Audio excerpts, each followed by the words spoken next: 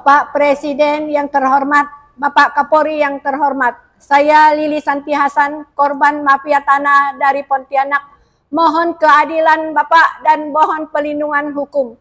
Tanah saya dirampas oleh PT Bumi Raya menggunakan sertifikat hak pakai yang tidak ada surat ukurnya. Juga PT Bumi dibebaskan oleh pemerintah Provinsi Kalimantan Barat. Jadi Bumi Raya merampas tanah hak masyarakat dan tanah hak Pemprov. Saya mohon keadilan dan perlindungan hukum Bapak Presiden dan Bapak Kapolri.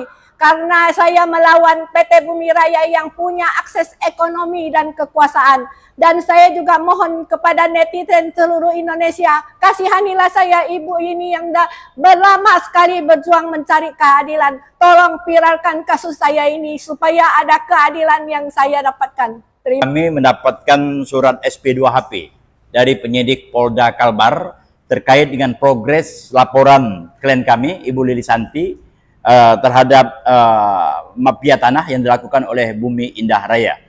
Nah, pada mulanya kami berpikir bahwa yang namanya LP2HP ini adalah progres penyidikan yang dilakukan oleh penyidik Polda Kalbar. Artinya bahwa karena sudah ditetapkan tersangka, ada salah satu mantan pejabat di BPN Kuburaya telah ditetapkan sebagai tersangka. Artinya di situ adalah proses penyidikan yang dilakukan. Dan ini sudah berjalan cukup lama, bahwa yang bersangkutan ditetapkan tersangka, dan sampai saat sekarang ini belum ada progres apapun yang dilakukan oleh penyidik terhadap tersangka dan pengembangan pihak-pihak siapa saja yang harus dijadikan juga tersangka. Karena tidak mungkin hanya satu orang sebagai pelakunya. Tentu banyak juga hal-hal, aspek-aspek yang terlibat secara langsung maupun tidak langsung di dalam pemalsuan beberapa dokumen sehingga merugikan dari pihak klien kami terlapor Ibu Lili Santi ini.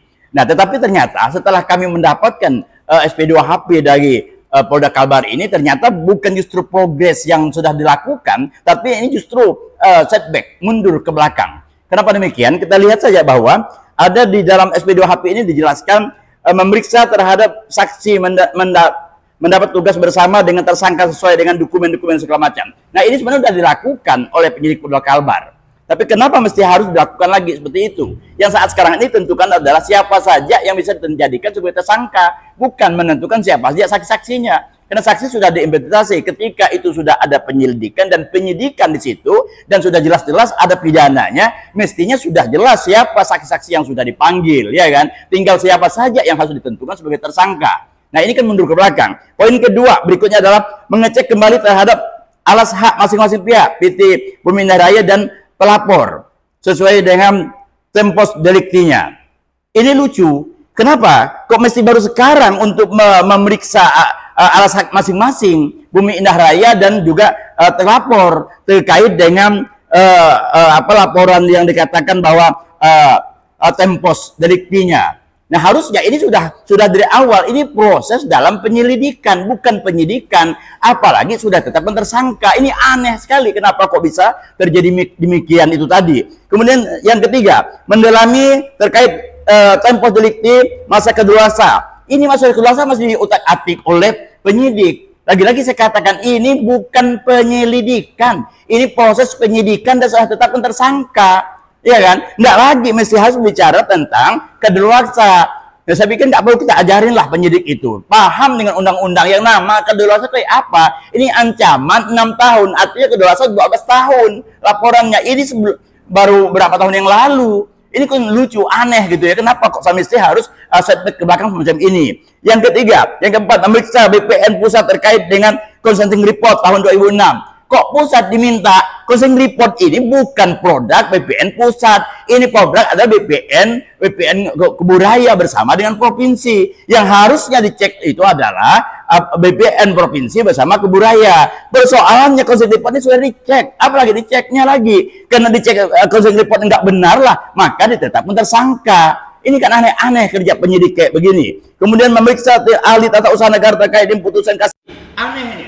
Masa penyidik gak paham? Yang namanya putusan PT UN itu tidak bisa dilaksanakan, itu ada beberapa komponen pokok. Apabila masih ada upaya hukum, ada persoalan-persoalan hukum yang lain, apalagi ini persoalan pidana. PT UN itu adalah menyangkut masalah administrasi. Tapi ini ada pemalsuan terhadap administrasi yang diajukan oleh para pihak itu tadi, yang terlapor tadi. Nah, ini kan tak mestinya, tak perlu lagi yang hal-hal begini. Ini anak-anak semester 1, 2 buat hukum ngerti kok. Masa yang begini saja masih dimasukkan sebagai proses dalam penyidikan. Kemudian melakukan verifikasi bidang tanah. Ini sudah jelas melakukan verifikasi dan sudah dilakukan dari awal. Tim penyidik Polda Kalbar bersama BPN sudah turun melakukan verifikasi objek tanah. Ternyata yang sertifikat hak pakai punya Bimi Rahyani tidak tergambar di dalam, tidak terverifikasi dan tidak ada dalam petanya, dan bahkan itu sudah ada pernyataan dari kepala BPN Kuburaya. Apalagi masalahnya ini kan mundur ke belakang. Nah, inilah saudara sekalian yang aneh dilakukan.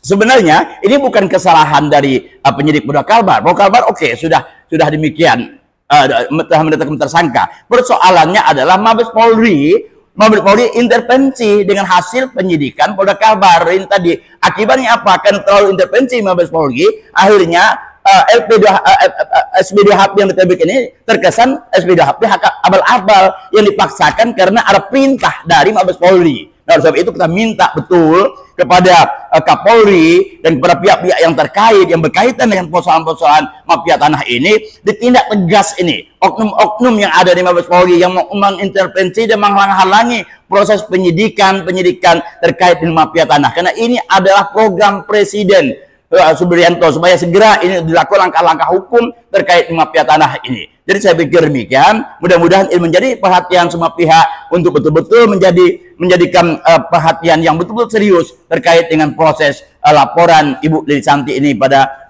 Polda Kalbar, dan barangkali ada persoalan lain yang ada di Kalimantan Barat. 14 kabupaten Kalimantan Barat ini banyak sekali mafia tanah belum tersentuh oleh penyidik Polda Kalbar. Sekian demikian, terima kasih.